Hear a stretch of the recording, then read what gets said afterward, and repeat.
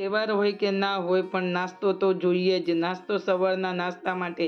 તો ચાલો એના માટે નાસ્તા માટે તો આપણે બનાવીશું ચણાના ફાફડા. તો ચણાના ફાફડા માટે આપણે 10-15 મરી લીધા છે, સાથે જીરું લીધું છે અને અહીંયા આખી હિંગ લીધી છે. આને આપણે ખાંડી લેવાનું છે, એકદમ ઝીણું ખાંડી લઈશું. અને હિંગને મેં આખી હિંગ લીધી છે, દળેલી લેતા હોય તો તમે ડાયરેક્ટ નાખી શકો છો, પણ અહીંયા આપણે ખાંડી લીધું છે બધું ઝીણું સારી રીતે. તો ચાલો એના માટે કાસરોટ લઈ લઈશું અને ત્યારબાદ લઈ લઈશું આપણે અહીંયા હું 2 મોટા કપ ચણાનો લોટ લઈ લઈશ અને 1 કપ આપણે ઘઉંનો લોટ લઈશું. મેં 3 કપ અહીંયા લીધો છે, એટલે કે 250-300 ગ્રામ. અને જે બધું ખાંડેલું હતું ને એ બધું આપણે અંદર ઉમેરી દઈશું. ત્યારબાદ અજમો અલગથી લઈ લઈશું, અજમાને મસળીને. તો આ બધું ઉમેરવાથી એકદમ ટેસ્ટી લાગે છે અને સરસ. હવે આપણે હળદર અને મીઠું મીઠું લઈ લીધું છે અને ત્યારબાદ હવે 1 પાવરું તેલ લીધું છે અને સારી રીતે આપણે મોવણ આપી દેવાનું છે. અને અહીંયા મેં પાણી લીધું છે, ઘઉંનો 1 કપ લોટ લીધો છે અને ચણાના લોટને સારી રીતે આપણે મોણ દઈ દેવાનું છે. જો તમે નાસ્તા માટે વિચારતા હોય ને તો આ રીતે તમે નાસ્તો બનાવશો અને કોઈ પણ તહેવાર હોય તો પણ તમે આ ફાફડાને બનાવી શકો છો. તો અહીંયા આપણે મોણ સારી રીતે દઈ દીધું છે અને ત્યારબાદ મેં ઘઉંનો લોટ લીધો છે. જેમ જરૂર પડશે ને હું લઈ લઈશ. મેં ઘઉં 1 કપ લોટ લીધો છે. હવે આપણે આ રીતે હું બંનેનું સારી રીતે મોણ આપી દઈશ અને ત્યારબાદ આપણે થોડું પાણી ઉમેરતા લોટ સરસ એવો આપણે જે રીતે રોટલીનો બાંધતા હોય એ રીતે લોટ આપણે બાંધી લેવાનો છે.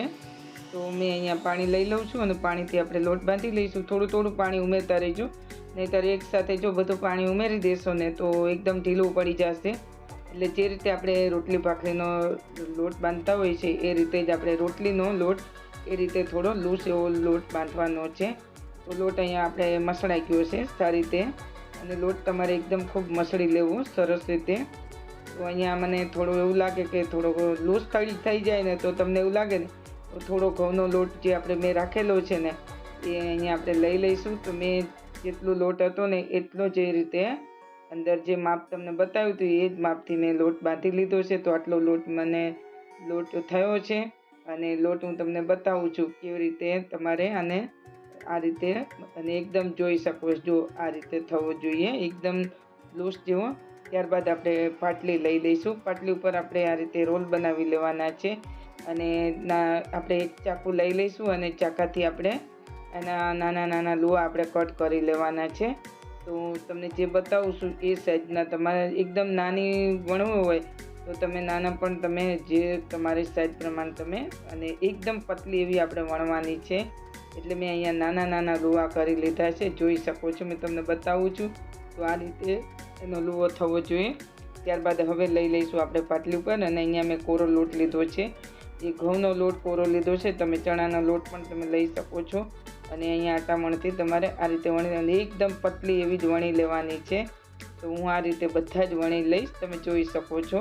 એકદમ આરામથી તમારે આટલી પતલી વણાઈ જશે અને હજુ સુધી તમારે જેટલા પતલા કરવું હોય ને ફાફડા એટલા પતલા થાય.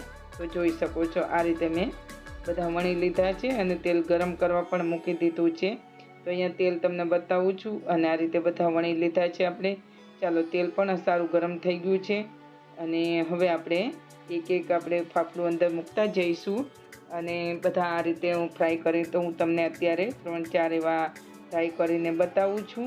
તો ફરી પાછું આને તળાતા અડધી સેકન્ડ કે 1 મિનિટ પણ નથી લાગતી. 1 મિનિટની અંદર તમે 5-6 તમે તળીને તૈયાર કરી શકો છો. એટલી વાર લાગે છે અને બહુ બળે નહીં એનું તમારે ધ્યાન રાખવું.